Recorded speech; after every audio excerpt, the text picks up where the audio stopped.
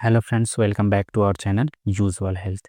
दोस्तों, आज की इस वीडियो में हम बात करने वाले हैं उल्टी को रोकने वाली एक दवा के बारे में जिसका नाम है ऑन्डेंसेट्रोन टैबलेट। जी हाँ दोस्तों, हम ऑन्डेंसेट्रोन टैबलेट के बारे में बात करने वाले हैं जिसको आप ऑन्डेम नाम से जानते हैं।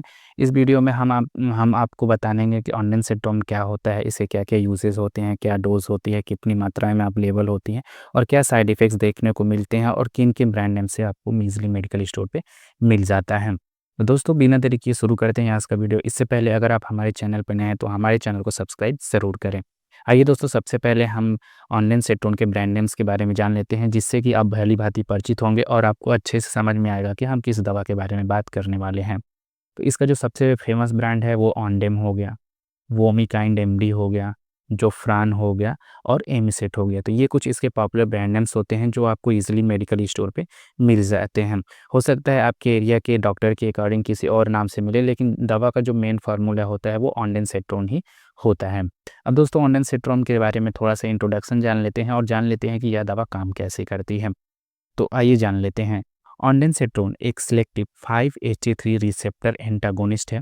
जब कीमोथेरेपी, रेडियोथेरेपी या सर्जरी होता है तब शरीर की आंत में मौजूद इंट्रोक्रोमेफिन सेल्स नामक की कोशिकाएं सेरोटोनिन 5-HT नामक रसायन छोड़ती है। यह सेरोटोनिन जाकर 5-HT3 रिसेप्टर को उत्तेजित करता है जो दिमाग में मौजूद CTZ कीमो रिसेप्टर ट्राइजर जोन और आंतों में मौजूद वेगस तंत्रिका वेगस नर्व एंडिंग पर पाए जाते हैं। इन रिसेप्टर्स की उत्तेजना से मतली यानी कि नोजिया और उल्टी यानी कि वोमिटिंग की भावना होती है। ऑन्डेंसेट्रोन क्या करता है दोस्तों? ऑन्डेंसेट्रोन इन 5-HT3 रिसेप्टर को ब्लॉक कर देता है, यानी कि उन्हें सेरोटोनिन की प्रतिक्रिया नहीं करने देता है। इससे क्या होता है कि इससे मतली और उल्टी रुक जाती है या होने से पहले ही रोक दी जाती है। तो ये इसका जो कार्य करने का तरीका होता है वह क्या होता है कि जो ऑन्डेंसेट्रोन होता है वो 5-HT3 रिसेप्टर को ब्लॉक कर देता है जिससे सेरोटोनिन का आपस में प्रतिक्रिया नहीं हो पाता है। तो पेशेंट को क्या होता है कि उल्टी से राहत मिलती है और उसको उल्टी नहीं होती है, या होती रहती है तो वह रुक जाती है। अब दोस्तों, वीडियो में आगे जान लेते हैं कि इसके किन-किन स्थितियों में हम इसका प्रयोग करते हैं। दोस्तों, इसका जो प्रयोग होता है वो नोज़िया वोमिटिंग के लिए ही किया जाता है।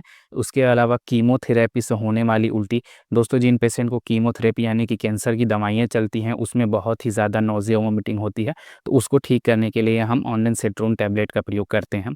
इसके अलावा रेडिएशन थेरेपी से होने वाली उल्टी को भी रोकती है। रेडिएशन थेरेपी जिसको चल रही है उसको भी उल्टी नोज़िया फ़ील होती है, तो उसको रोकने के लिए हम इस टैबलेट का प्रयोग करते हैं। इसके अलावा सर्जरी के बाद के होने वाले वोमिटिंग को रोकने के लिए इसका प्रयोग किया जाता है और प्रेगनेंसी में गंभीर नोज़िया वोमिटिंग को रोकने के लिए इसका प्रयोग किया जाता है। दोस्तों, नॉर्मली प्रेगनेंसी में इस दवा का प्रयोग नहीं करते हैं, उसके लिए दूसरी दवा होती है उसका प्रयोग किया जाता है। उसके लिए मैं आपको वीडियो आगे ज़रूर लेकर आऊँगा। आप ज़रूर से कमेंट करके हमसे एक बार कमेंट करें उसके बारे में, तो मैं तुरंत आपके लिए उसके लिए वीडियो लाऊँगा। इसके अलावा जो इसका प्रयोग होता है वो एक्यूट गैस्ट्रोएंटेराइटिस नाम की एक बीमारी होती है, इसको ठीक करने के लिए भी हम ऑन्डेंसेट्रोन का प्रयोग करते हैं।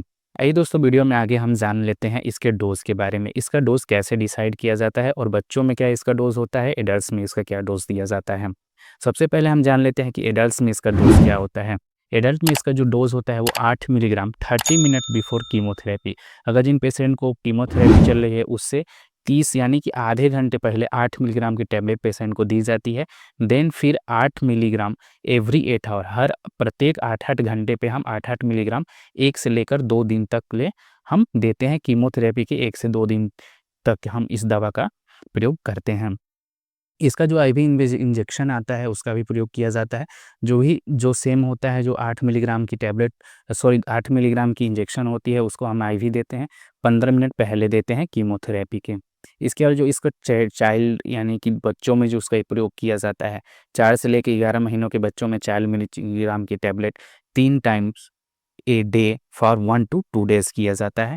एंड चिल्ड्रेन जो 6 मंथ से 4 ईयर्स तक के होते हैं उसमें जो इसका डोज किया जाता है 0.15 मिलीग्राम पर केजी आईवी के हिसाब से हम इसका डोज देते हैं। दोस्तों, यहाँ बताया गया दवा का प्रयोग खुद से नहीं करें। जब भी दवा का प्रयोग करना है अपने डॉक्टर से सलाह ज़रूर लें, क्योंकि हर पेशेंट का कंडीशन अलग हो सकता है और डॉक्टर उसकी कंडीशन देख के ही कोई भी दवा प्रिस्क्राइब करते हैं। अब दोस्तों, जान लेते हैं इसके साइड इफ़ेक्ट्स के बारे में। हालांकि इसके कोई साइड इफ़ेक्ट्स देखने को नहीं मिलते हैं, लेकिन कुछ इसके साइड इफ़ेक्ट्स देखने को मिलते हैं, जिसमें आपको हेडेक, सर दर्द होना, कॉन्स्टिपेशन, कब्ज़ हो सकता है, फटीग, थकान लग सकता है, डिज़नेस, चक्कर जैसा फ़ील हो सकता है, ड्राई माउथ और मुँह सूखा-सूखा सा लग सकता है। तो ये इसके कुछ साइड इफ़ेक्ट्स होते हैं जो देखने को मिलते हैं। अगर ये इसके अलावा कोई और भी साइड इफ़ेक्ट्स आपको देखने को मिले, तो तुरंत आप अपने डॉक्टर से मिलें। ये रही दोस्तों ऑनलाइन सिंड्रोम के बारे में कंप्लीट जानकारी। वीडियो कैसी लगी कमेंट बॉक्स में ज़रूर बताएं। वीडियो अच्छी लगी है वीडियो को लाइक करें, चैनल को सब्सक्राइब करें, अपने दोस्तों के साथ ज़रूर शेयर करें। मिलते हैं दोस्तों नए टॉपिक के साथ नए वीडियो में, तब तक के लिए धन्यवाद।